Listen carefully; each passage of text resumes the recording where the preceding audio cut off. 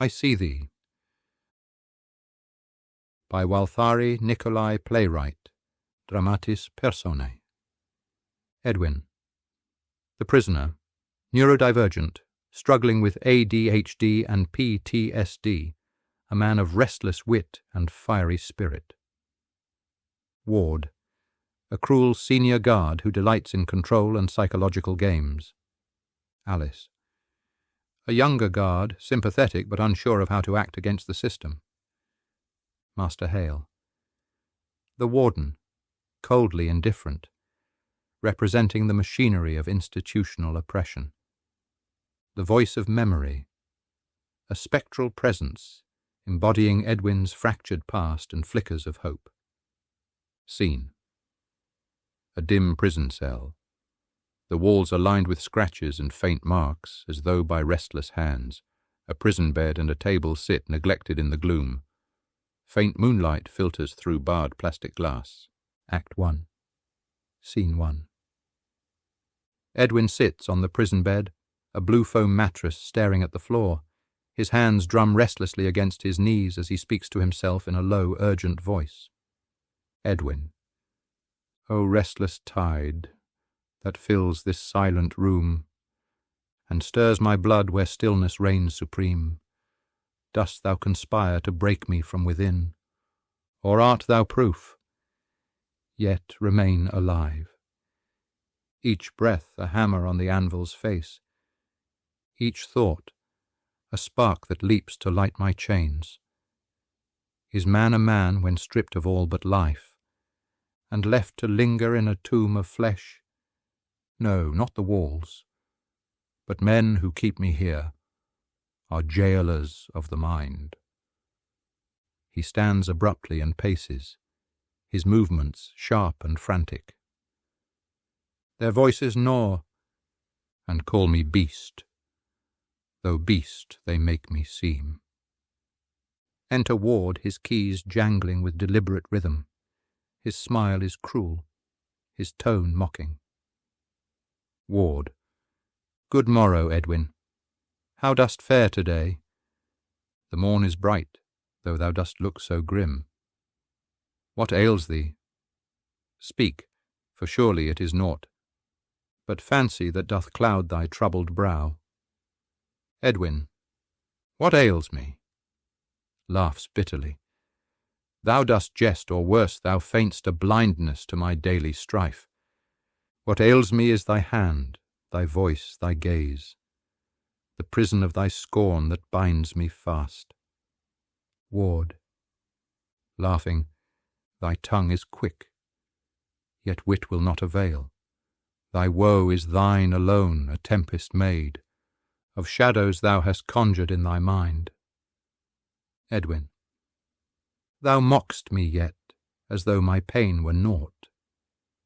Dost thou not see the cracks thy hand hath wrought? Or dost thou see, and see it as thy sport? This cell is cold, but colder still thy heart. Ward.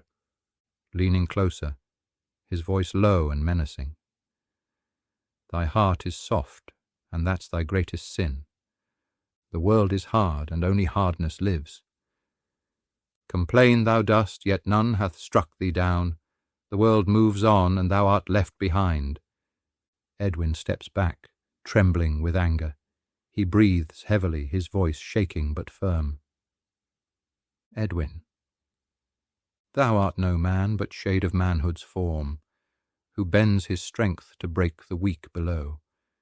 If thou wouldst judge my heart, then judge thine own, and mark how empty beats its hollow drum.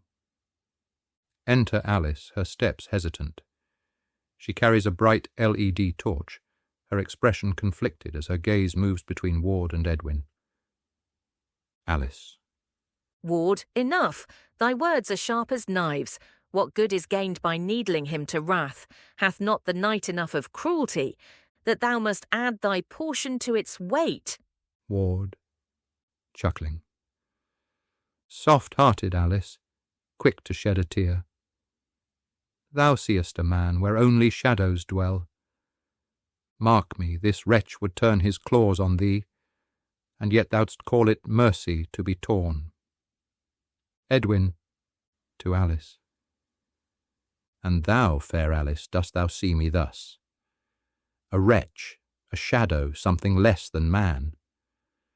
Or dost thou see the truth beneath my wounds? The light these walls would dim but cannot snuff? Alice. Quietly. I see thee, Edwin, yet my sight is weak. For though my heart would aid thee, still my hands are bound by those who rule with iron will. To act against the tide is fraught with risk, and I, for all my care, am yet afraid. Edwin. Then woe to thee and woe to me alike. For if thy heart is chained and mine is crushed, where lies the hope that we might both be free?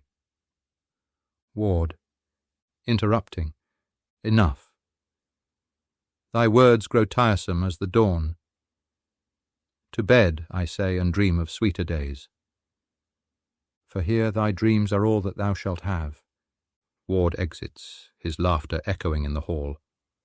Alice lingers, her expression heavy with unspoken words. Alice. Edwin, take heart.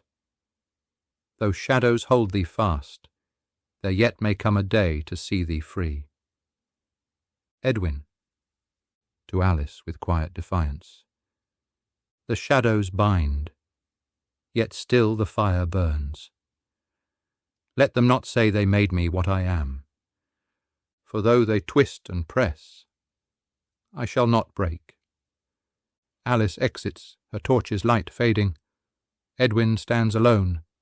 The voice of memory begins to speak, soft and melodic, as though carried on the wind. Voice. Edwin, Edwin, art thou yet the boy? Who ran through fields and laughed at fleeting clouds? What hath this darkness made of thee? A shadow, aye, but shadows know the light. Edwin, to the voice. Thou art no foe, though strange thy words may be. Remind me, spirit, of the life I knew, when I was more than this, and free to dream. Voice.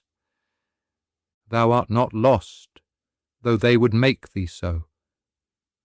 Thy soul is thine, though they would see it torn. Remember thee, and thou shalt find the strength to bear the weight and light the darkened way. The voice fades as Edwin moves to the small window. He looks out at the faintest glow of dawn on the horizon. His voice grows steady, resolute. Edwin. Though walls may rise and chains may hold me fast, the dawn still comes, though cruel its distant light. Let them not say they shaped my soul to theirs. Though caged, I yet remain my own and free. The stage darkens as Edwin stands in silhouette. The faint light from the window glints on the bars. The voice hums softly, a blend of sorrow and hope. The end.